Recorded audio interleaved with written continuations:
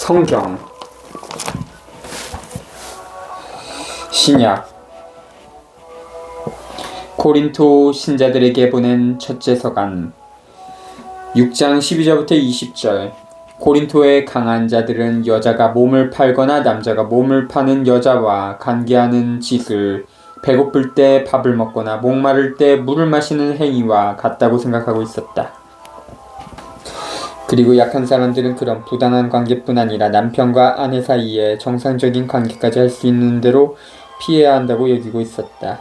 그렇지만 바울은 몸은 음행을 하려고 있지 않고 주님을 섬기라고 있다고 말한다. 몸을 주님과 더불어 부활할 운명을 타고났다는 것이다.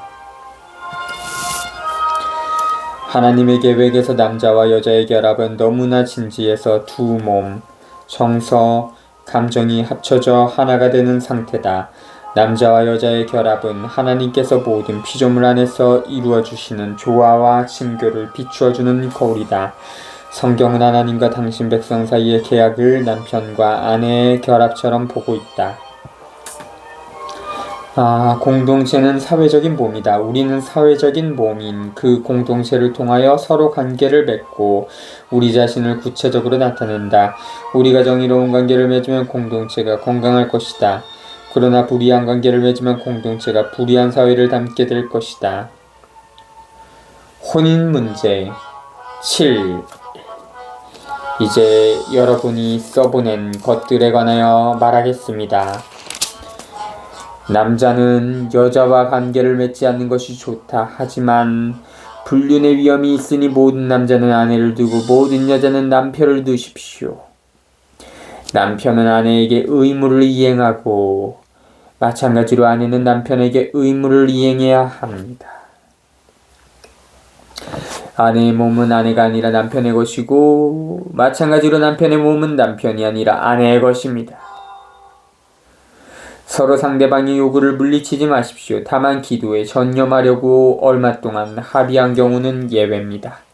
그 뒤에 다시 합치십시오. 여러분이 절제하지 못하는 틈을 타 사탄이 여러분을 유혹할 수 있기 때문입니다. 그러나 그렇게 합의하여도 괜찮다는 뜻이지 명령하는 것은 아닙니다. 나는 모든 사람이 나와 같아지기를 바랍니다. 그러나 이 사람은 이런 은사, 저 사람은 저런 은사, 저마다 하나님에게서 고유한 은사를 받습니다. 혼자 사는 이들과 과부들에게 말합니다. 그들은 나처럼 그냥 지내는 것이 좋습니다. 그러나 자제할 수 없으면 혼인하십시오. 욕정에 불타는 것보다 혼인하는 편이 낫습니다. 혼인한 이들에게 분부합니다. 내가 아니라 주님께서 분부하시는 것입니다. 아내는 남편과 헤어져서는 안 됩니다. 11. 만일 헤어졌으면 혼자 지내든가 남편과 화해해야 합니다. 그리고 남편은 아내를 버려서는 안 됩니다. 예수님께서는 당신 피와 목숨을 바쳐서 우리를 노예살이에서 건져내셨다. 따라서 우리는 더 이상 노예가 아니라 자유인다. 그렇기 때문에 우리 몸으로 하나님의 영광을 드러내야 한다. 7장 1절부터 11절. 회개한 어떤 고린토 신자들은 자기들은 이미 결혼 생활을 벗어나 있다고 생각했다.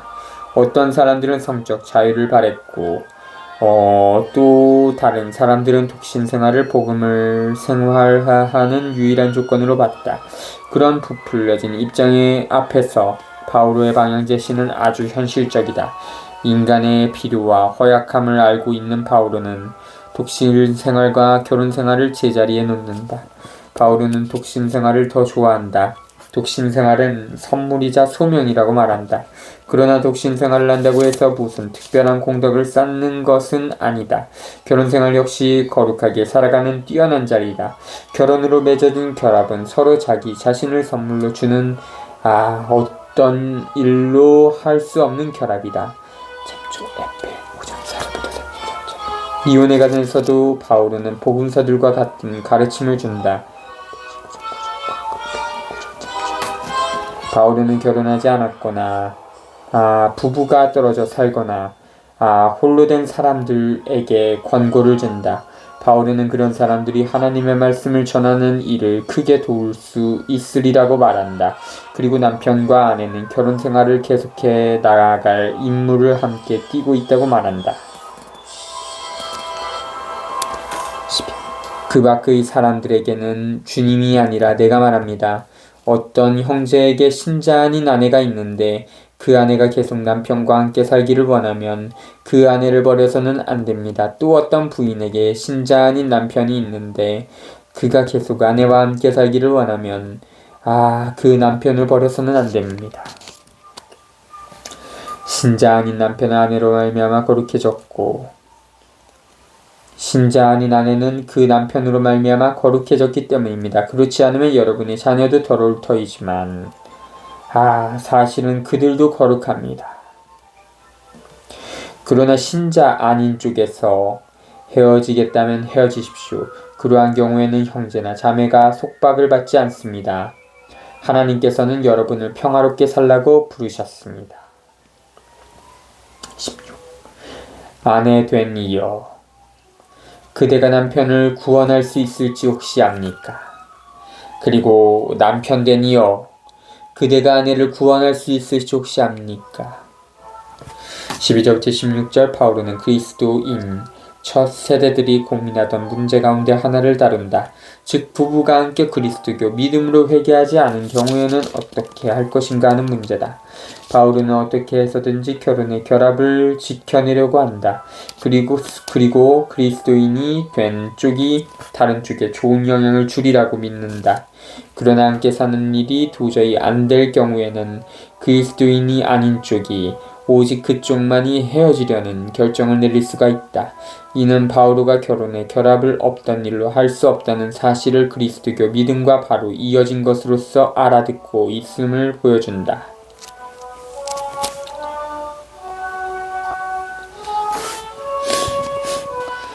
주님께서 정해주신 삶. 17. 아무튼 주님께서 각자에게 정해주신 대로 하나님께서 각자를 부르셨을 때의 상태대로 살아가십시오. 이것이 내가 모든 교회에 내리는 지시입니다. 누가 할례받은 몸으로 부르심을 받았습니까? 할례받은 흔적을 없애려고 하지 마십시오. 누가 할례받지 않은 몸으로 부르심을 받았습니까? 할례를 받으려고 하지 마십시오. 할례를 받았느냐 받지 않았느냐는 대수롭지 않습니다.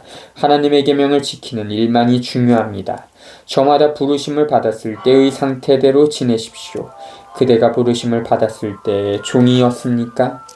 그것에 마음을 쓰지 마십시오. 자유인이 될 수 있다 하여도 오히려 지금의 상태를 잘 이용하십시오.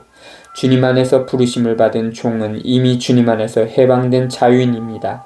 마찬가지로 부르심을 받은 자유인은 그리스도의 종입니다. 하나님께서 값을 치르고 여러분을 속량해 주셨습니다. 사람의 종이 되지 마십시오. 14. 형제 여러분, 저마다 부르심을 받았을 때의 상태대로 하나님과 함께 지내십시오. 17절부터 24절 복음은 특정한 민족, 집단 또는 사회계층만을 대상으로 삼지 않는다. 복음은 모든 사람과 모든 백성에게 열려있다. 바오로가 보기에 회개한 사람은 그때까지의 사회 계층의 자리를 바꾸려고 안달해서는 안 된다. 중요한 것은 그리스도인의 조건은 철저한 새로움을 뜻한다는 사실을 깨닫는 데 있다. 모든 사람과 모든 백성 위에 계시는 유일한 주님은 예수 그리스도시다. 모든 사람은 그리스도 안에서 자유입니다. 오직 그리스도께만 복종해야 한다. 이런 모양으로 바오르는 공동체를 평등한 사회의 씨앗으로 본다. 그 공동체 안에서는 모든 사람이 자유인이 되고 인간 존엄성을 갖도록 부르심을 받는다. 바오르는 노예들에게 자기네 자유를 위하여 싸우라고 부추긴다. 예수님께서 높은 값을 치르고 그들을 속량하셨음을 상기시킨다. 그래서 어떤 모양으로든 결코 다른 사람의 노예가 되지 말라고 권고한다. 25절부터 35절 초기 교회에서는 세계의 종말과 예수님께서 마지막으로 영광스럽게 나타나시는 날이 다가왔다고 생각했다. 19, 35. 이 전망 안에서 우리는 결혼생활, 독신생활, 동정생활에 관한 많은 권고를 이해할 수 있다. 종말이 다가왔는데 결혼하고 자녀를 낳을 필요가 있을까? 바오로가 보기에 동정생활은 주님께 자기 인생을 오롯이 선물로 바치고 복음을 증거하는데 몸바치는 생활이다. 예수님께서도 이미 하나님과 하나님 나라를 위하여 자기 자신을 철저하게 봉헌하는 독신 생활에 위대함을 강조한 바 있지만 강요하시지는 않았다. 참조 마태 19장 10부터 12절. 혼인과 미혼 25. 미혼자들에 관해서는 내가 주님의 명령을 받은 바가 없습니다. 그러나 주님의 자비를 입어 믿을 만한 사람이 된 자로서 의견을 내놓습니다. 현재의 재난 때문에 지금 그대로 있는 것이 사람에게 좋다고 나는 생각합니다. 그대는 아내에게 매여 있습니까? 갈라서려고 하지 마십시오. 그대는 아내와 갈라졌습니까? 아내를 얻으려고 하지 마십시오. 그러나 그대가 혼인하더라도 죄를 짓는 것은 아닙니다. 또 처녀가 혼인하더라도 죄를 짓는 것은 아닙니다. 그러나 그렇게 혼인하는 이들은 현세의 고통을 겪을 것입니다. 나는 여러분이 그것을 면하게 하고 싶습니다. 형제 여러분, 내가 말해놓는 것은 이것입니다. 때가 얼마 남지 않았습니다. 이제부터 아내가 있는 사람은 아내가 없는 사람처럼, 우는 사람은 울지 않는 사람처럼, 기뻐하는 사람은 기뻐하지 않는 사람처럼, 물건을 산 사람은 그것을 가지고 있지 않은 사람처럼, 세상을 이용하는 사람은 이용하지 않는 사람처럼 사십시오. 이 세상의 형체가 사라지고 있기 때문입니다. 나는 여러분이 걱정 없이 살기를 바랍니다. 혼인하지 않은 남자는 어떻게 하면 주님을 기쁘게 해드릴 수 있을까 하고 주님의 일을 걱정합니다.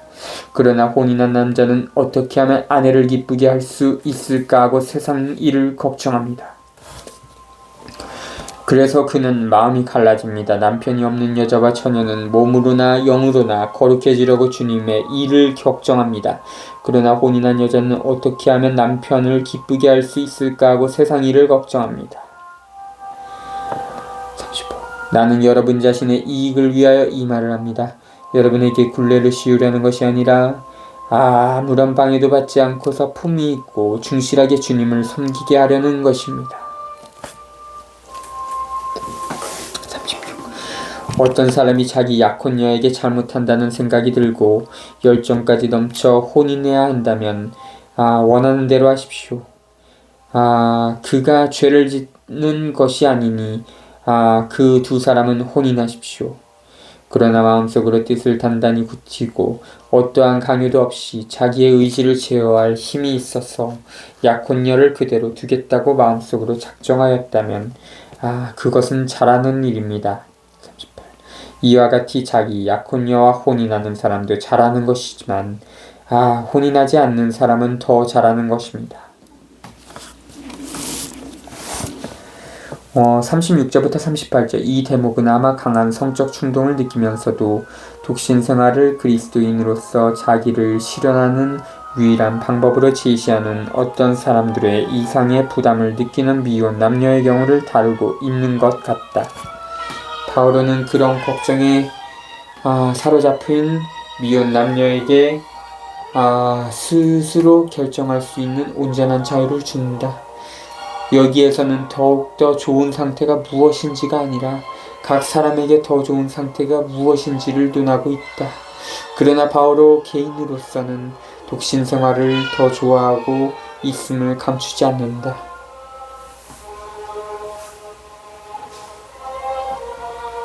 과부의 재혼. 39. 아내는 남편이 살아있는 동안 남편에게 매여 있습니다. 그러나 남편이 죽으면 자기가 원하는 남자와 혼인할 자유가 있습니다. 다만 그 일은 주님 안에서 이루어져야 합니다. 사실. 그러나 내 의견으로는 과부도 그대로 지내는 것이 더 행복합니다.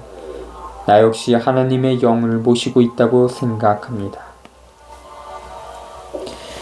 39절부터 40절. 바울은 과부들에게 재혼 여부를 결정할 온전한 자유를 남겨준다.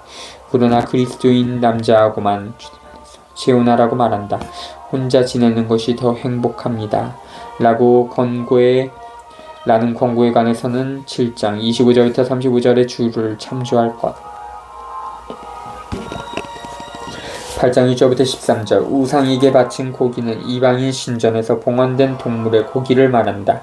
이 고기는 거룩한 잔치에서는 사용하지 않고 시장에 내다 팔거나 15절. 이방인 식당에서 먹어 치웠다. 그런 고기를 먹을 수 있는가? 생각이 깨어있는 그리스도인들은 그렇다고 대답한다. 그러나 마음 약한 그리스도인들은 그런 고기를 먹는 짓은 우상 숭배라고 느끼고 있다. 바울은 지식이 있다는 신자들에게 그들이 절반밖에 현명하지 못하다고 주장한다. 사실상 살아계시는 분은 오직 하나님 한 분뿐이시다. 우상들은 실상 존재하지 않는다. 따라서 우상에게 바친 고기를 먹어도 아무런 상관이 없다. 그렇지만 스스로 지식이 있다고 뻐기면서 마음 약한 형제자매들의 입장을 무시하는 신자들은 사랑이라는 지혜의 최고 원칙을 잊어버리고 있다. 코린토 공동체에서는 자기들은 모든 것을 알고 있는 지혜로운 사람이라고 생각하면서 무식하게 보이는 사람들을 깔보는 자들이 있었다. 바울은 이 문제를 서간 첫머리에서 이미 다룬 적이 있다. 바울은 하나님의 지혜는 이 세상의 지혜와 사뭇 다르다는 것을 분명히 하고자 한다. 이미 강조한 것처럼 하나님의 지혜는 모든 피조물 안에 들어있는 생명의 언어다. 생명의 의미다. 하나님의 지혜는 인간과 자연 사이에 인간들 사이의 조화와 형제를 낳는다. 하나님의 지혜는 이 세상의 지혜와 같지 않다. 왜냐하면 이 세상의 지혜를 자랑하는 자는 다른 사람들을 업신여기기 때문이다. 이 세상의 지혜롭다는 자들은 약한 사람들을 억누르는 따돌리고 노예로 만들어 자기네 특권을 지키려 한다. 바울은 공동체 전체가 지혜를 가지고 있다고 말하면서 스스로 지혜롭다고 자랑하는 자들을 나무란다. 그리스도교 공동체는 예수 그리스도를 알고 그분과 친하게 지낼 수 있는 특권을 받고 있다. 그리스도교 공동체는 이 세상의 지혜를 가지고 있다고 자랑할 필요가 없다. 서로 사랑하고 위해주면서 힘을 합치는 일만이 이 세상의 지혜가 깨뜨린 조화를 되찾을 수 있다.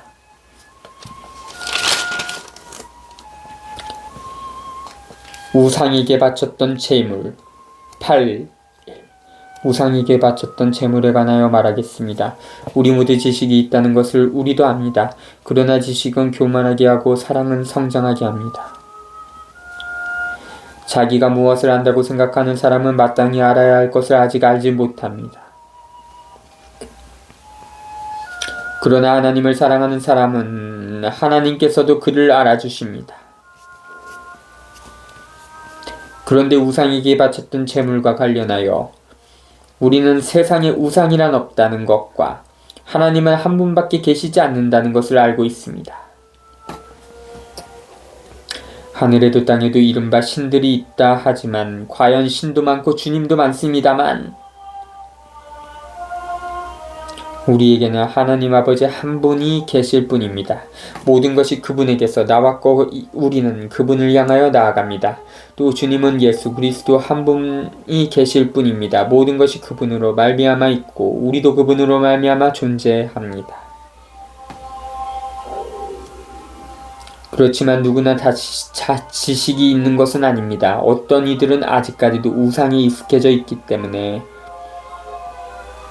우상에게 바쳤던 제물을 정말로 그렇게 알고 먹습니다. 그리고 그들의 약한 양심이 더럽혀집니다. 음식이 우리를 하나님께 가까이 데려다 주지 않습니다. 그것을 먹지 않는다고 우리의 형편이 나빠지는 것도 아니고 그것을 먹는다고 우리의 형편이 나아지는 것도 아닙니다. 다만 여러분의 이 자유가 믿음이 약한 이들에게 장애물이 되지 않도록 조심하십시오. 지식이 있다는 그대가 우상의 신전에 앉아 먹는 것을 누가 본다면 그의 약한 양심도 우상에게 바쳤던 제물을 먹을 수 있게끔 용기를 얻지 않겠습니까?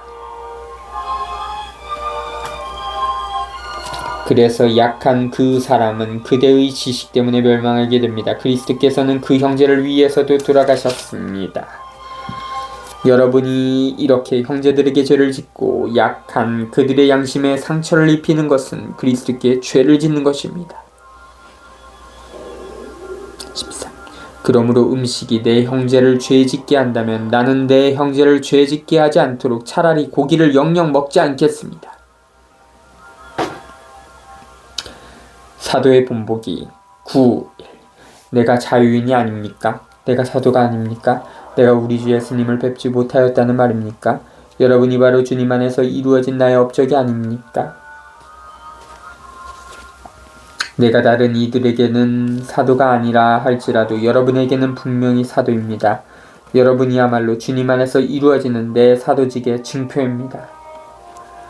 나를 심판하는 자들에게 나는 이렇게 변론합니다. 우리는 먹고 마실 권리가 없다는 말입니까? 우리는 다른 사도들이나 주님의 형제들이나 케파처럼 신자 아내를 데리고 다닐 권리가 없다는 말입니까? 또 나와 바르나바만 따로 벌이를 하지 않아도 되는 권리가 없습니까? 자기가 비용을 대면서 군대에 복무하는 사람이 도대체 어디 있습니까? 포도밭을 만들고서 그 열매를 먹지 않는 사람이 어디 있습니까? 양떼를 치면서 그 젖을 짜먹지 않는 사람이 어디 있습니까? 내가 인간의 관례에 따라 이런 이야기를 하는 것입니까? 율법도 같은 말을 하지 않습니까? 사실 모세의 율법에 타작 일을 하는 소에게 부리망을 씌워서는 안 된다고 기록되어 있습니다. 하나님께서 소에게 마음을 쓰시는 것입니까? 어쨌든 우리를 위하여 말씀하시는 것이 아닙니까? 물론 우리를 위하여 그렇게 기록된 것입니다. 밭을 가는 이는 마땅히 희망을 가지고 밭을 갈고 타작하는 이는 지 몫을 받으리라는 희망으로 그 일을 합니다. 우리가 여러분에게 영적인 씨를 뿌렸다면 여러분에게서 물질적인 것을 거둔다고 해서 그것이 지나친 일이겠습니까? 다른 이들이 여러분에게 그러한 권리를 갖는다면 우리야 더욱 그러하지 않습니까? 그러나 우리는 그러한 권리를 행사하지 않았습니다. 오히려 그리스도의 복음에 어떠한 지장도 주지 않으려고 모든 것을 견디어내고 있습니다. 성전에 봉직하는 이들은 성전에서 양식을 얻고 제단 일을 맡은 이들은 제단 재물을 나누어 가진다는 것을 여러분은 모릅니까? 14. 마찬가지로 주님께서는 복음을 전하는 이들에게 복음으로 생활하라고 지시하셨습니다.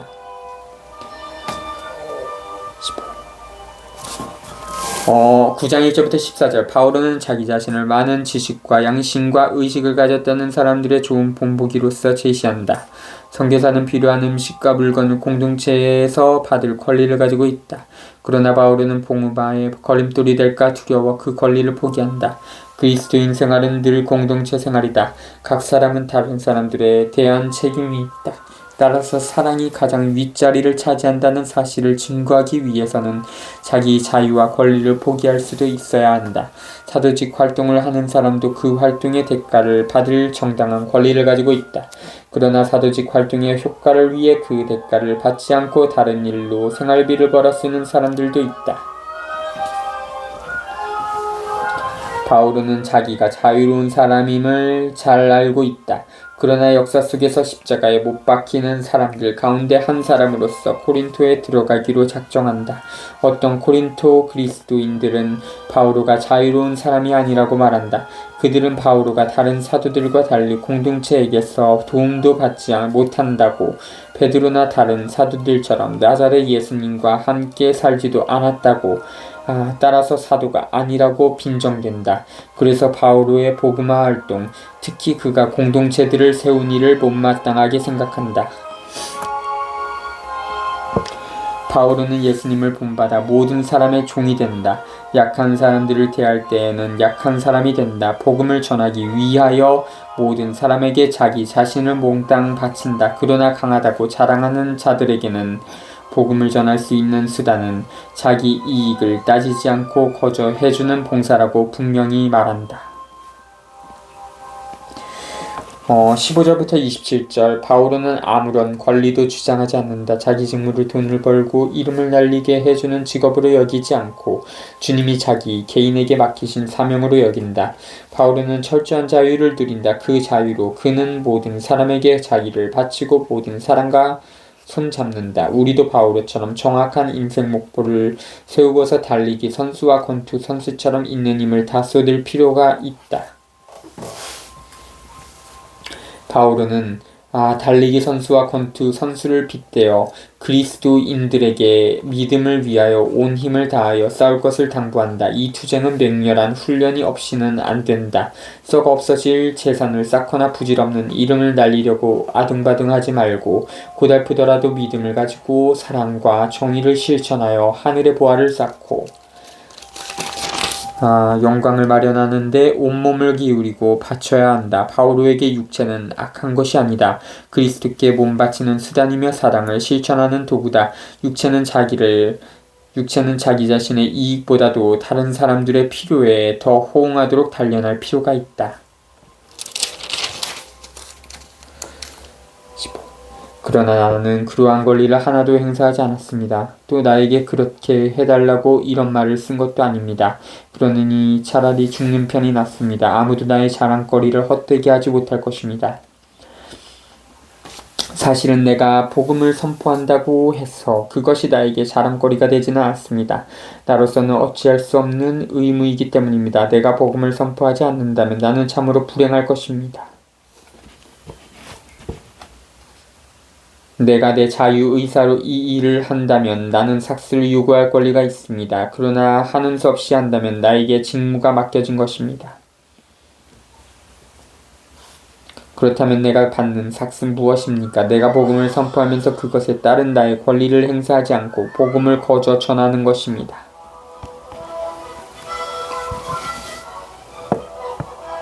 나는 아무에게도 매이지 않은 자유인이지만 되도록 많은 사람을 얻으려고 스스로 모든 사람의 종이 되었습니다. 유다인들을 얻으려고 유다인들에게는 유다인처럼 되었습니다. 율법 아래 있는 이들을 얻으려고 율법 아래 있는 이들에게는 율법 아래 있지 않으면서도 율법 아래 있는 사람처럼 되었습니다.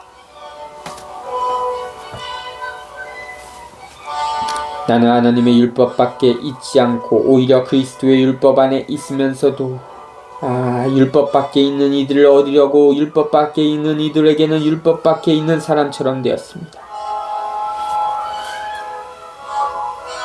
약한 이들을 얻으려고 약한 이들에게는 약한 사람처럼 되었습니다. 나는 어떻게 해서든지 몇 사람이라도 구원하려고 모든 이에게 모든 것이 되었습니다. 나는 복음을 위하여 이 모든 일을 합니다. 나도 복음에 동참하려는 것입니다. 경기장에서 달리기 하는 이들이 모두 달리지만 상을 받는 사람은 한 사람뿐이라는 것을 여러분은 모릅니까? 이와 같이 여러분들 상을 받을 수 있도록 달리십시오. 모든 경기자는 모든 일에 절제를 합니다. 그들은 썩어 없어질 화관을 얻으려고 그렇게 하지만 우리는 썩지 않는 화관을 얻으려고 하는 것입니다. 그러므로 나는 목표가 없는 것처럼 달리지 않습니다. 허공을 치는 것처럼 권투를 하지 않습니다. 17. 나는 내 몸을 단련하여 복종시킵니다. 다른 이들에게 복음을 선포하고 나서 나 자신이 실격자가 되지 않으려는 것입니다.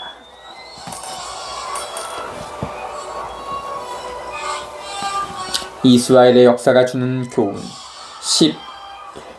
형제 여러분, 나는 여러분이 이 사실도 알기를 바랍니다. 우리 조상들은 모두 구름 아래 있었으며 모두 바다를 건넜습니다.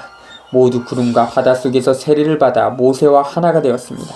모두 똑같은 양적 양식을 먹고 모두 똑같은 영적 음료를 마셨습니다. 그들은 자기들을 따라오는 영적 바위에서 솟는 물을 마셨는데 그 바위가 곧 그리스도이셨습니다. 그러나 하나님께서는 그들 대부분이 마음에 들지 않으셨습니다. 사실 그들은 광야에서 죽어 널브러졌습니다.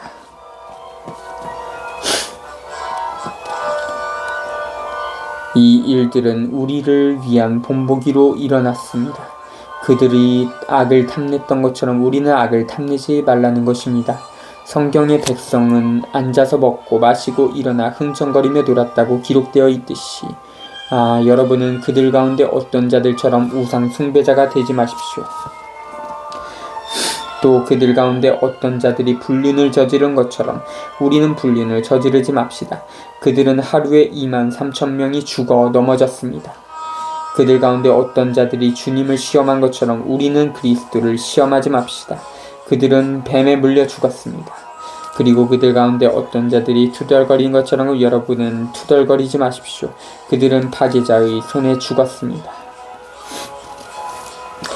이 일들은 본보기로 그들에게 일어난 것인데 세상 종말에 다다른 우리에게 경고가 되라고 기록되었습니다.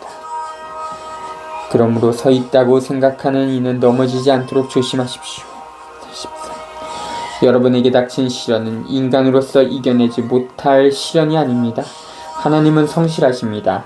그분께서는 여러분에게 능력 이상으로 시련을 겪게 하지 않으십니다. 그리고 시련과 함께 그것을 벗어날 길도 마련해 주십니다.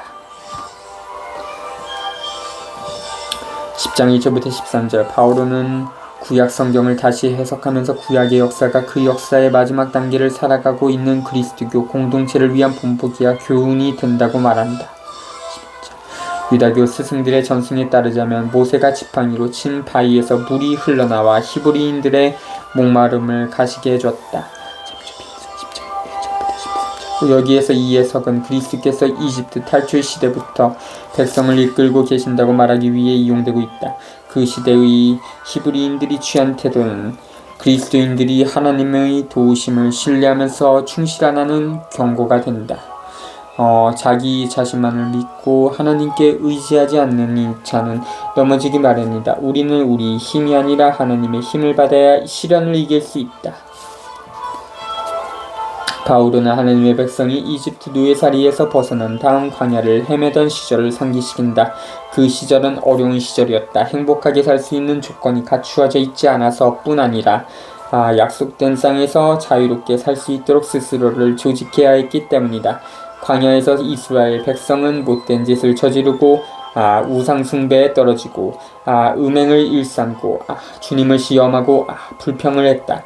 그리고 이집트 노예살이를 그리워하며 돌아가려 했다. 구약시대에 일어난 모든 사건은 코린토 공동체에 빛을 던져준다. 그들은 선포된 복음을 받아들여 하나님의 백성이 되었다. 세례는 그들이 그리스도와 더불어 사랑과 정의가 다스리는 하나님의 나라를 세우는 데 몸바치도록 해줬다. 그리고 그리스도께서는 하나님의 백성을 끊임없이 보호하는 바위이시다.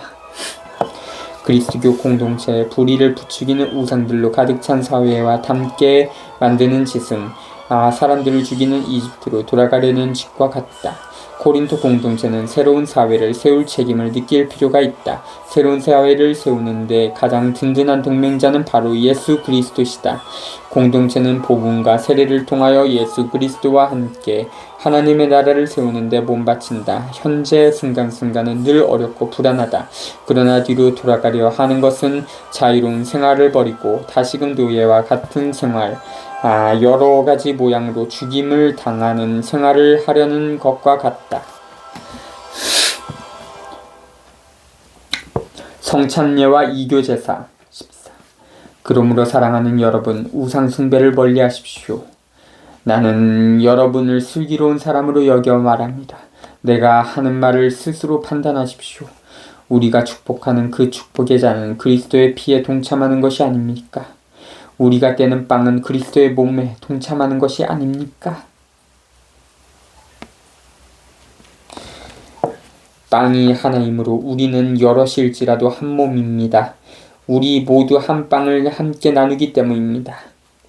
저 이스라엘 백성을 보십시오. 희생제물을 먹는 이들은 모두 제단에 동참하는 이들이 아닙니까? 그러니 내가 말하는 것이 무엇이겠습니까? 우상이 위해 바쳤던 제물이 무엇이라도 된다는 말입니까? 우상이 무엇이라도 된다는 말입니까? 아닙니다. 사람들이 바치는 제물은 하나님이 아니라 마귀들에게 바치는 것이라는 말입니다. 마귀들에게 바치는 것이라는 말입니다. 나는 여러분이 마귀들과 상종하는 자가 되지 않기를 바랍니다. 여러분이 주님의 잔도 마시고 마귀들의 잔도 마실 수는 없습니다. 여러분이 주님의 식탁에도 참여하고 마귀들의 식탁에도 참여할 수는 없습니다. 우리가 주님을 질투하게 하려는 것입니까? 우리가 주님보다 강하다는 말입니까? 14절부터 22절 경신례에 참여하는 것은 하나님을 흠숭하고 그분과 친교를 나누는 것을 뜻한다. 바울은 성찬례를 이방인 경신례 잔치와 근본적으로 맞세우면서 그리스도인들의 변함없는 선택과 일사불란함이 절실하다고 말한다.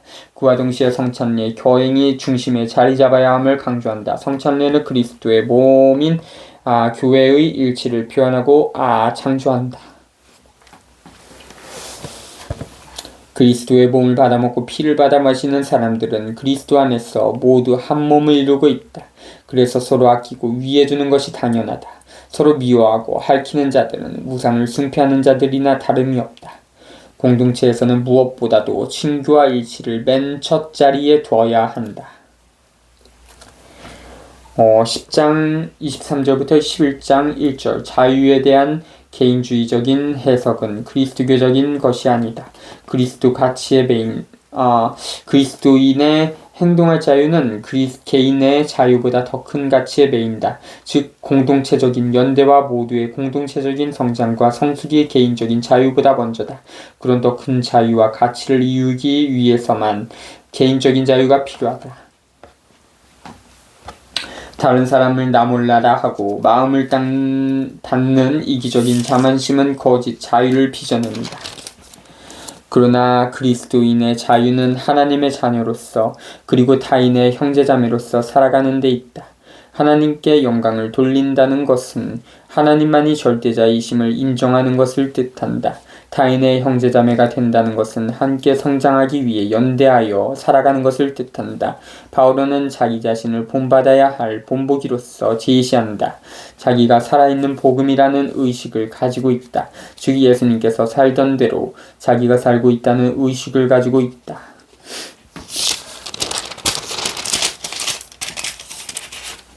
무슨 일이나 하나님의 영광을 위하여. 모든 것이 허용된다 하지만 모든 것이 유익하지는 않습니다. 모든 것이 허용됩니다. 그러나 모든 것이 성장에 도움이 되지는 않습니다. 누구나 자기 좋은 것을 찾지 말고 남에게 좋은 것을 찾으십시오. 시장에서 파는 것은 양심을 따져보지 말고 무엇이든지 먹으십시오. 세상과 그 안에 가득 찬 것들이 주님의 것이기 때문입니다. 불신자 가운데 누가 여러분을 초대하여 여러분이 가고자 한다면 양심을 따져보지 말고 여러분 앞에 차려놓는 것은 무엇이든지 먹으십시오. 그러나 누가 여러분에게 이것은 제물로 바쳤던 것입니다 하고 말하거든 그것을 알린 사람과 그 양심을 생각하여 먹지 마십시오. 내가 말하는 양심은 여러분 자신이 아니라 다른 사람의 양심입니다. 사실 무엇 때문에 내 자유가 남의 양심으로 판단을 받아야 하겠습니까? 내가 감사하는 마음으로 식사를 함께하면 내가 감사하는 그 음식 때문에 비난받을 까닭이 어디 있겠습니까? 그러므로 여러분은 먹든지 마시든지 그리고 무슨 일을 하든지 모든 것을 하나님의 영광을 위하여 하십시오. 유다인에게도 그리스인에게도 하나님의 교회에도 방해를 놓는 자가 되지 마십시오. 무슨 일을 하든 모든 사람을 기쁘게 하려고 애쓰는 나처럼 하십시오. 나는 많은 사람이 구원을 받을 수 있도록 내가 아니라 그들에게 유익한 것을 찾습니다. 11. 내가 그리스도를 본받는 것처럼 여러분도 나를 본받는 사람이 되십시오.